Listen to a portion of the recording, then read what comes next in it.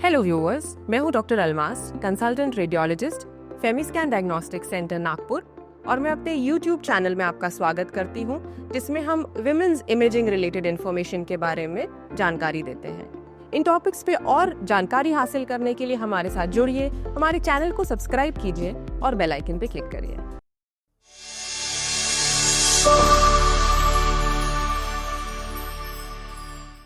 आज के हमारे YouTube वीडियो का टॉपिक है मैमोग्राफी और उसे कैसे किया जाता है।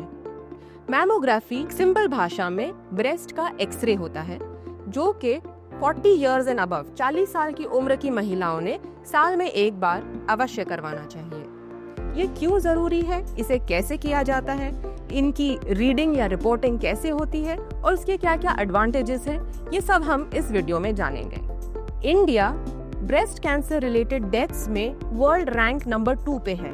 ये एक बहुत ही अलार्मिंग कंडीशन है, क्योंकि इसके बारे में हमारी कंट्री में अवेयरनेस बहुत ही कम है। आज के जमाने में ब्रेस्ट कैंसर एक completely treatable and curable type of cancer है, और मैमोग्राफी एक ऐसा डायग्नोस्टिक टूल है जो कि मोस्ट ट्रीटेबल स्टेज में कैंसर को पिकअप कर लेता है, इवन बिफोर सिम्टम्स अपीयर। यानी लंप, गांठ महसूस होने के पहले ही मैमोग्राफी के मदद से हम ब्रेस्ट कैंसर का डिटेक्शन कर सकते हैं। आइए जानते हैं मैमोग्राफी कैसे किया जाता है। जिस दिन आपका मैमोग्राफी का अपॉइंटमेंट स्केड्यूल्ड है, उस दिन आप कोशिश करिए कि आप कोई भी बॉडी लोशन या टैल्कम पाउडर अपने बॉडी में या शरीर में ना लगाएं और लूज क्लोथिंग पहन के अपने अपॉइंटमेंट के लिए जाइए। जब आप सेंटर पे जाएंगे तो आपको एक चेंज करने के लिए गाउन दिया जाएगा और स्टैंडिंग पोजीशन में हम मैमोग्राफी लेते हैं। एक ब्रेस्ट के हम 2 एक्सरेज या 2 व्यूज की मैमोग्राफी लेते हैं। जब आप यहाँ पे खड़े हैं तो आपके मैमोग्राफी टेक्नीशियन आपको पोजीशनिंग देंगे और ब्रेस्ट को इस प्लेट पे रख के कंप्रेशन पैडल नीचे किया जाएगा।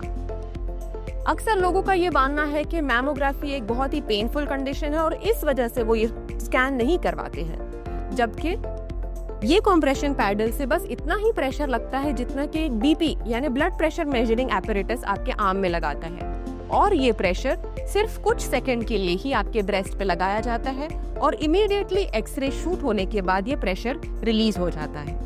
मैमोग्राफी 2 व्यूज में लेते हैं एक ब्रेस्ट की। स्टैंडिंग पोजीशन में ये हम सीसी व्यू यानी क्रेनियोकॉर्डल व्यू पे मैमोग्राम लेते हैं।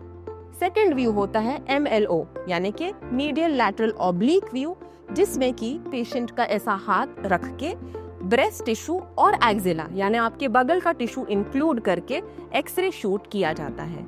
इसमें भी कंप्रेशन पैडल का प्रेशर ब्लड प्रेशर के कफ जितना ही होता है और इससे बहुत ज्यादा डिस्कम्फर्ट नहीं होता है। ये प्रेशर कुछ सेकंड में रिलीज हो जाता है और एक्सरे शूट हो जाता है।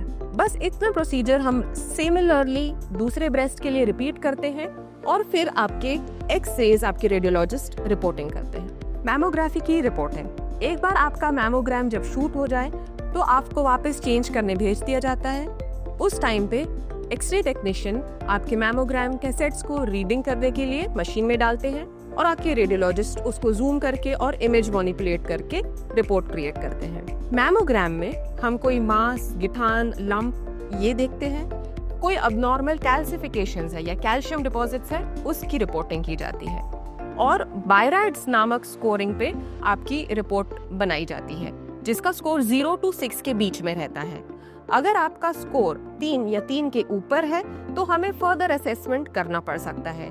कभी कभी मैमोग्राफी के बाद एक सोलो मैमोग्राम भी किया जाता है, जिसमें अगर कोई गांठ या लंप डिटेक्ट हुई है तो उसका डिटेल असेसमेंट सोनोग्राफी के जरिए किया जाता है और उसकी और डिटेल जानकारी बनाई जाती है। अगर उसमें कोई सस्पिशियस गांठ या लंप आए तो नीडल एस्पिरेशन यानी FNAC या कोर नीडल बायोप्सी भी की जा सकती है, जिसमें अगर हमें सस्पिशन है कि वो गांठ या लंप या कैल्सिफिकेशंस कैंसरस है तो हम कंफर्म डायग्नोसिस करने के लिए हिस्टोपैथोलॉजिकल टेस्टिंग भी करते हैं।